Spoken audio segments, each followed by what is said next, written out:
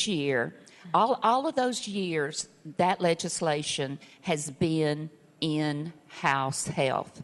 This year, it went to the criminal, and it has nothing to do with criminal activities at all. But it was moved to a different committee, which was probably because there was another bill coming out that went to health that also involved medical marijuana. When my bill went to criminal, it was sent to a study committee because there was word that we were trying to make way for another bill from another member to pass medical marijuana. When that legislation came to the health committee, the sponsor withdrew the bill and sent it to a study committee himself.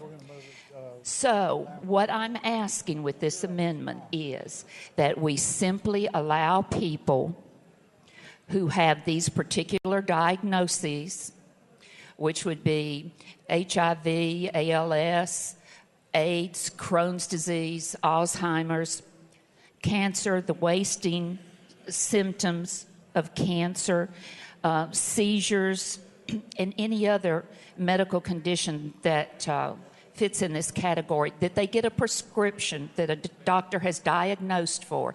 It will only allow them to grow 6 plants so that they can use their own plants for health purposes. It will help reduce the use of opiates.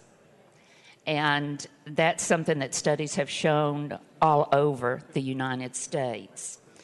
Marijuana is a plant. It's simply a plant. There's never been a study to prove that it's harmful. The feds are getting ready to move it out of Schedule 1. And it doesn't cause people to die. It doesn't cause people to kill other people like synthetic man-made drugs do.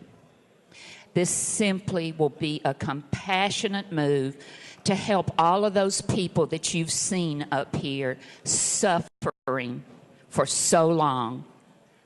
And it's just a little step, but it would make such a difference to so many people. And with that, Madam Speaker, I would move passage. Representative Jones moves adoption of amendment number 1. Properly seconded. Discussion of the amendment. Representative Lamberth.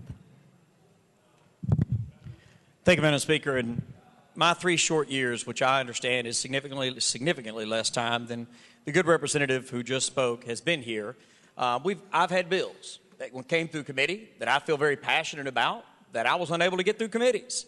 I fought for those bills. I worked with the members of those committee, and I tried very hard to get them to this floor. And in Washington, D.C., there are all kinds of different ideas that they toss onto a bill that have nothing to do with that bill. That's not how we run this chamber. I'm very proud of the work that we do here in this chamber. I'm very proud of the work that we do in the Criminal Justice Committee. I'm very proud of the members of that committee, both Republicans and Democrats. We did not take this issue lightly.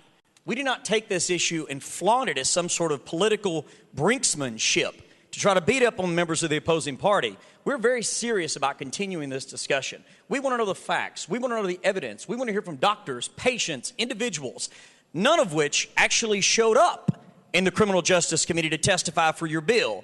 Madam, you were there alone. You were there only by yourself to speak on this bill with no supporting information or individuals to support a bill that I know you desire to pass. This is not the proper place for it, and I would ask that you join me as we move this to the table. Proper motion, properly second. The parliamentary situation is that Representative Jones has moved the adoption of amendment number 1. Representative Lamberth has moved that motion to the table. That cuts off all debate except for that of the sponsor. Representative Jones, you are recognized. First of all, I'd like to say that I had already been notified that the bill wasn't going to pass out of that committee because there had already been arrangements made. And this isn't anything to do with playing politics on anything, Mr. Chairman. This is something that I sincerely believe in and that I have worked on for years. I have worked on it with people from other states, healthcare people, people who grow. I've looked at other problems. I've been working with a guy out of CDC for a 26-page detailed bill. And that's what y'all decided to throw into a study committee. So let's not talk about playing politics with anything. I believe firmly that cannabis helps people, and it helps people that have debilitating pain and disease.